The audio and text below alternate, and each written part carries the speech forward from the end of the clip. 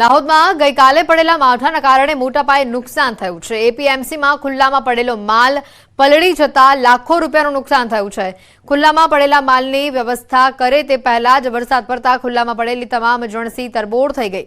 ત્યારે વેપારીઓ કહી રહ્યા છે કે હાલ સીઝન છે એટલે મોટા પ્રમાણમાં ખેડૂતો માલ લઈને આવી રહ્યા છે। ગઈકાલે વરસાદ પડ્યો, વરસાદ તો પડવાનો કોઈ એવો માહોલ જ નહોતો। બપોર એટલો બધો તડકો હતો અને માલની આવકો ફૂલ પ્રમાણમાં છે અને માલ જગા ન હોવાને કારણે બહાર રાખીએ અને ઓચિંતો વરસાદ આવે એવું કોઈ ધારણા નહોતી અને વરસાદ જેવું થયું એટલે અમારે અવેરવા માટે આજુબાજુ વ્યવસ્થા કરવી પડી પણ બચી શકે એવું નથી। બધો માલ બહાર છે, હમણાં કોઈ જગાને અભાવ છે। આ વખતના વરસાદમાં દેખવા જઈએ તો આ એક તમારી આગળ જ એક તુવરનો મોટો ઢગલો હતો, એ ઢગલાના અંદર કાલે પાણી પડ્યું।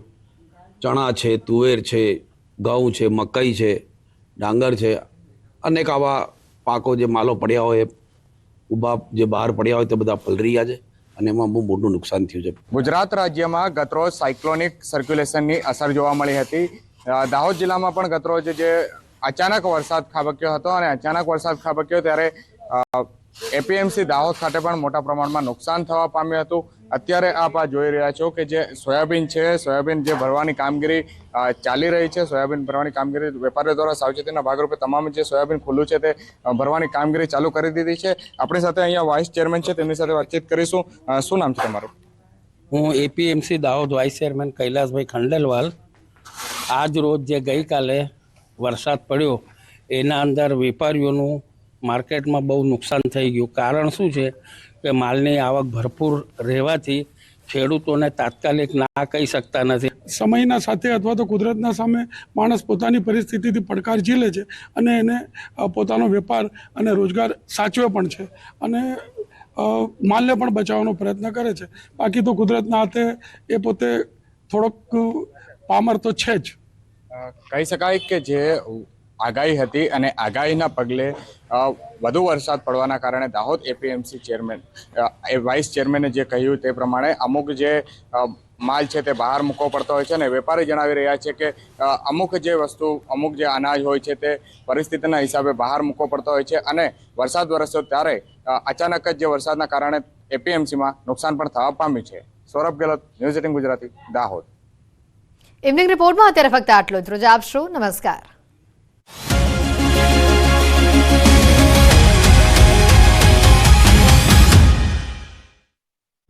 મેળવ્યા છે। પિતા કમ્પ્યુટર ઓપરેટર છે।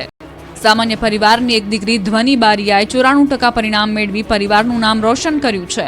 આ બાજુ વડોદરા જિલ્લાનું 77.20% પરિણામ આવ્યું। વડોદરામાં પાણીપુરીની લારી ચલાવનારની પુત્રીએ ધોરણ 10ના પરિણામમાં ડંકો વગાડ્યો। નારાયણ સ્કૂલમાં અભ્યાસ કરતી પૂનમ કુશવાહાએ ધોરણ 10ની પરીક્ષામાં 96% સાથે 99.72% મેળવ્યા છે। અમદાવાદની કેટલીક ખાનગી સ્કૂલો દિવસેને દિવસે દાદાગીરી કરવા લાગી છે। ગરીબ બાળકો સાથે ભેદભાવની અનેક ફરિયાદો ઉઠી રહી છે ત્યારે હવે અમદાવાદની રાજસ્થાન સ્કૂલ વિવાદમાં આવી છે। રાજસ્થાન સ્કૂલમાં બાળકોને પ્રવેશ મુદ્દે બવાલ થઈ છે। શાહીબાગમાં આવેલી રાજસ્થાન શાળાએ સ્કૂલમાં બાળકોને પ્રવેશ ન આપતા વિવાદ થયો છે। શાળામાં મોટી સંખ્યામાં વાલીઓએ હોબાળો કર્યો। શાળા ખાતે મોટી સંખ્યામાં વાલીઓ પહોંચ્યા હતા અને ધોરણ 8 બાદ ધોરણ 9માં પ્રવેશ ન આપતા વાલીઓ રોષે ભરાયા। વાલીઓએ ડીઈઓના આદેશના પણ અનાદર કર્યાનો આરોપ લગાવ્યો। અમદાવાદના નરેન્દ્ર મોદી ક્રિકેટ સ્ટેડિયમમાં ચાલી રહેલી આઈપીએલ મેચમાં શુક્રવારે ગુજરાત ટાઇટન્સ અને ચેન્નઈ સુપર કિંગ્સ વચ્ચેની મેચ દરમિયાન સુરક્ષામાં મોટી ચૂક જોવા મળી। ક્રિકેટર મહેન્દ્રસિંહ ધોનીનો ફેન ચાલુ ક્રિકેટ મેચ દરમિયાન બાઉન્ડ્રીને ઓળંગીને સ્ટેડિયમમાં ધોનીને મળવા પહોંચ્યો હતો। આ કરતૂત બદલ તાત્કાલિક સ્ટેડિયમમાં હાજર પોલીસ જવાનોએ તેને પકડી લઈ તેની વિરુદ્ધ કાયદેસરની કાર્યવાહી હાથ ધરી હતી। પકડાયેલ આરોપી જય જાની મૂળ ભાવનગરનો રહેવાસી છે। પોલીસ પૂછપરછમાં તેણે કહ્યું કે મારી ધોનીને મળવાની ઈચ્છા હતી એટલે જાડી કૂદીને હું જતો રહ્યો। મારો કોઈ બીજો ઈરાદો ન હતો। ત્યારે હાલ તો તેની ધરપકડ કરી વધુ તપાસ હાથ ધરાઈ છે। આ પ્રકારની ઘટનામાં કોઈ ગંભીર ઘટના ન બને તેની જવાબદારી કોની એવા પ્રશ્નો ઊભા થયા છે। એરપોર્ટ પર પ્લેનને ધક્કો મારતા એરપોર્ટ કર્મીઓનો વિડીયો વાયરલ। ટેકનિકલ ખામીના કારણે એર એમ્બ્યુલન્સ અટવાઈ। પ્લેન બંધ થતા ક્રૂ મેમ્બરો અને ગ્રાઉન્ડ સ્ટાફના કર્મીઓ કામે લાગ્યા।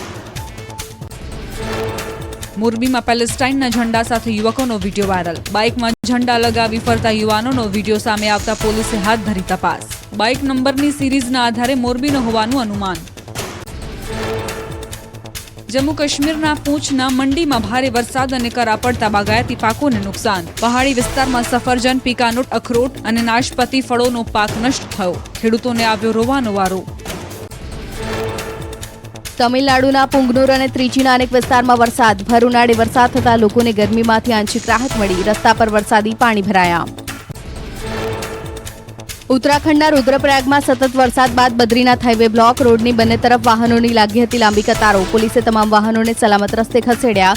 લગભગ 6 કલાકની જહેમત બાદ વાહન વ્યવહાર કરાયો પૂર્વવત. ઉત્તર પ્રદેશના પીપલકોટી ચમોલીમાં ખાબક્યો વરસાદ. ડુંગર પર ધુમ્મસભર્યું વાતાવરણ સર્જાતા સુંદર દ્રશ્યો સર્જાયા. ધોધમાર વરસાદ ખાબકતા રસ્તા પર પાણી વહેતા થયા. દિલ્હીમાં ઝાડ ધરાશયી થવાના કારણે ટ્રાફિક જામની સ્થિતિ સર્જાઈ. ભારે પવનના કારણે મહાકાય વૃક્ષ થયું ધરાશયી. તંત્ર દ્વારા ઝાડ હટાવી ફરીથી રસ્તો પૂર્વવત કરાયો. ગુજરાતમાં આગામી 5 દિવસ રહેશે વરસાદી માહોલ. ગુજરાતની 3 બાજુ 4 વરસાદી સિસ્ટમ સક્રિય. ઘણા વિસ્તારમાં વીજળીના કડાકા ભડાકા સાથે વરસાદની હવામાન વિભાગે કરી છે આગાહી. 12મીએ મહીસાગર, છોટાઉદેપુર, નર્મદા, સુરત, તાપીમાં વરસાદની આગાહી. દાહોદ, નવસારી, વલસાડ, ડાંગ, દાદરાનગર હવેલીમાં પણ થઈ શકે છે હળવો વરસાદ. 13 મેના રોજ સાબરકાંઠા, અરવલ્લી, મહીસાગર, છોટાઉદેપુર, પંચમહાલમાં વરસાદની આગાહી. વડોદરા, ભરૂચ, નર્મદા, સુરત, તાપી, ડાંગ, નવસારી, વલસાડ, ડાંગમાં પણ થઈ શકે છે માવઠું. ગીર સોમનાથ, ભાવનગર, અમરેલીમાં હળવા વરસાદની આગાહી. 14, 15, 16મીએ સૌરાષ્ટ્રના અનેક ભાગોમાં થઈ શકે છે વરસાદ. 12 થી 15 મે સુધી ઠંડા પવનો ફૂંકાશે. કાળઝાળ ગરમીમાં મળી શકે છે આંશિક રાહત. ગુજરાતમાં ચોમાસું વહેલું આવવાની અંબાલાલ પટેલની આગાહી. 16 થી 24 મેના રોજ અંદમાન નિકોબાર ટાપુ પર બેસી જશે ચોમાસું. 24 મે થી 5 જૂન સુધી રોહિણી નક્ષત્રમાં ગુજરાતમાં થશે વરસાદ. મેના અંતમાં અરબ સાગરમાં ચક્રવાતની આગાહી. 15 થી 20 મેના રોજ ફરી ગુજરાતમાં ગરમી ભૂકા કાઢશે. હવામાન નિષ્ણાત અંબાલાલ પટેલની આગાહી. મધ્ય ગુજરાતના ભાગોમાં આકરી ગરમી પડશે. કેટલાક ભાગોમાં પારો 44 ડિગ્રીએ પહોંચી શકે. 28 જુલાઈ સુધીમાં થશે વાવણી લાયક વરસાદ. રમણીક વામજાએ ભરલી વાક્ય પરથી કરી વરસાદની આગાહી. મે મહિનાના અંતમાં વાવાઝોડાની પણ શક્યતા.